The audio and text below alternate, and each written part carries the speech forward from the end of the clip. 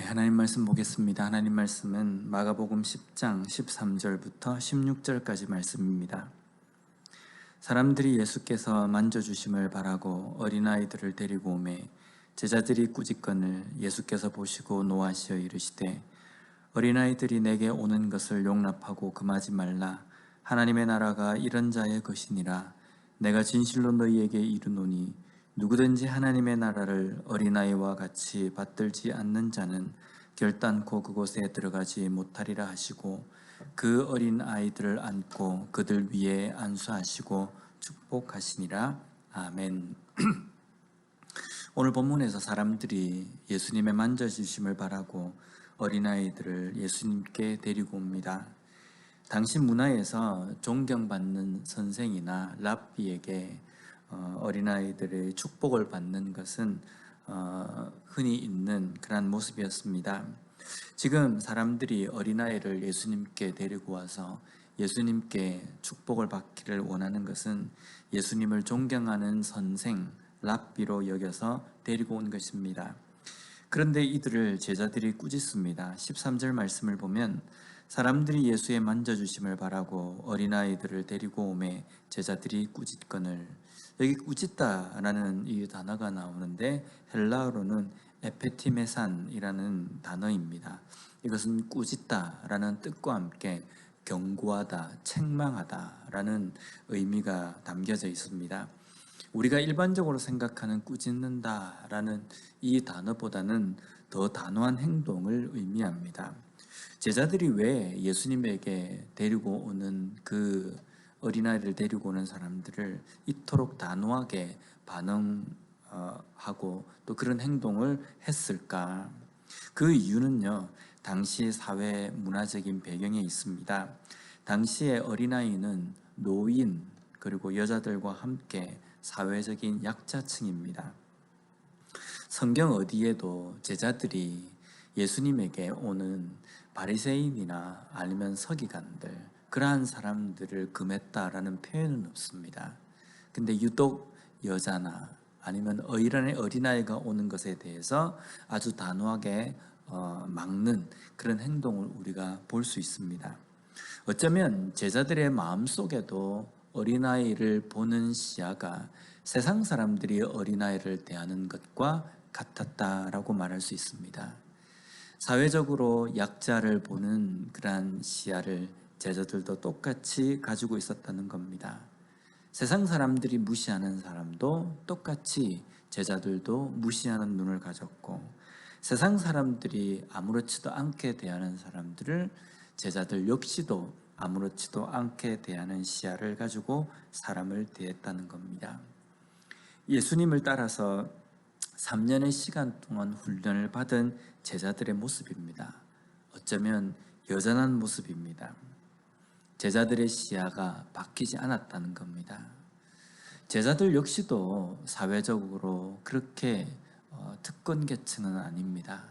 어부였던 사람, 세리였던 사람들, 사회적으로 어쩌면 경멸의 대상이고 그렇게 사람들에게 존경받지 못하는 위치에 있었던 제자들, 그러한 사람들이 하루아침에 예수님의 제자가 되었다는 이유로 사람들의 환호와 또 사람들의 그러한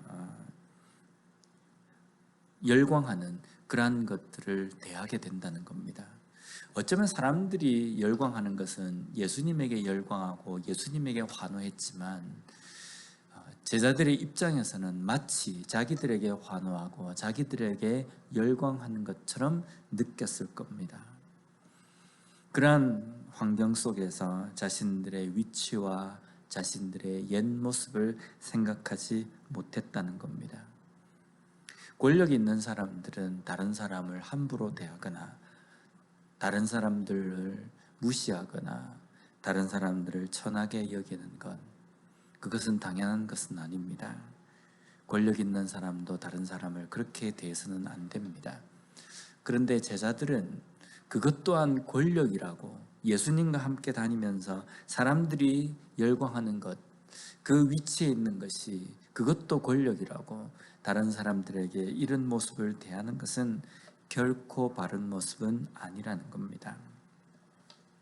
믿음의 공동체라고 이야기하는 교회 안에서도 이런 모습이 있지 않습니까? 사회에서 교수인데 교회 안에서도 교수의 대접을 받기를 원하고 또한 교수의 대접을 하는 경우도 종종 있습니다.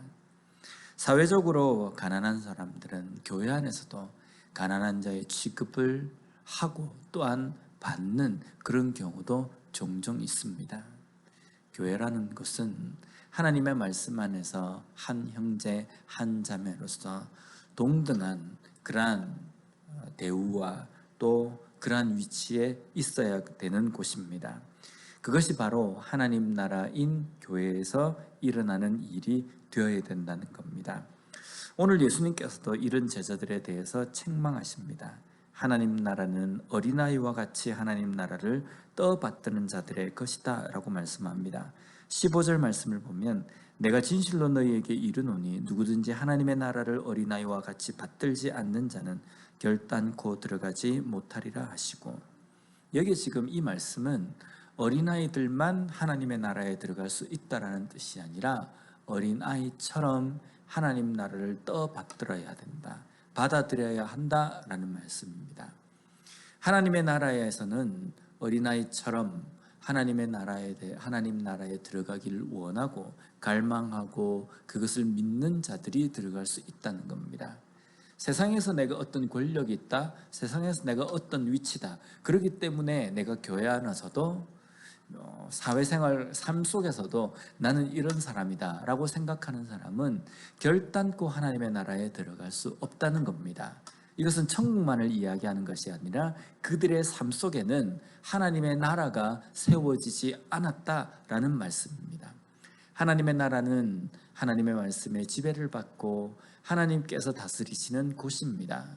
그러한 곳에 서는 사람은요, 내가 사회에서 어떤 모습이든지 어떠한 위치에 있다 할지라도 하나님의 말씀 앞에서 겸손하게 자신을 낮추고 다른 사람들을 향해서도 겸손한 모습으로 대할 때에 그 사람의 삶 속에, 그 사람의 마음 속에 하나님의 나라가 이루어진다는 겁니다.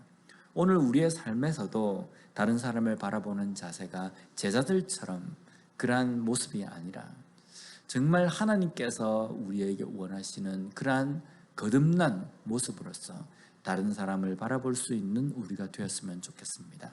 또한 하나님의 나라를 사모하고 갈망함으로 내 삶 속에 하나님 나라가 이루어지는 것이 어떤 것인지 바로 알고 그 하나님의 나라가 내 삶 속에 이루어지기를 갈망하고 소망하며 살아가는 우리 모두의 삶이 되었으면 좋겠습니다. 기도하겠습니다. 하나님 감사합니다. 오늘 말씀을 통해서 다시 한번 하나님의 나라가 누구의 것인지, 하나님의 나라가 이루어지는 삶이 어떤 것인지 깨닫게 해주시니 감사합니다. 제자들처럼 세상 사람들이 바라보는 시야로 다른 사람들을 바라보지 않게 하여 주시고 항상 겸손하게 사랑으로서 한 형제 한 자매를 대하듯이 대할 수 있는 저희들이 되게 하여 주시옵소서. 또한 우리의 마음 가운데 하나님의 나라를 갈망하고 하나님의 나라를 소망함으로 내 삶 속에 하나님의 나라가 이루어지는 그러한 삶을 살아가는 우리가 되게 하여 주시옵소서. 항상 겸손하게 다른 사람들을 섬기며 다른 사람들을 높이는 그러한 삶을 살 수 있도록 주님 저희들에게 힘을 다하여 주시고 저희들을 붙들어 주시옵소서. 예수님 이름으로 기도드립니다. 아멘.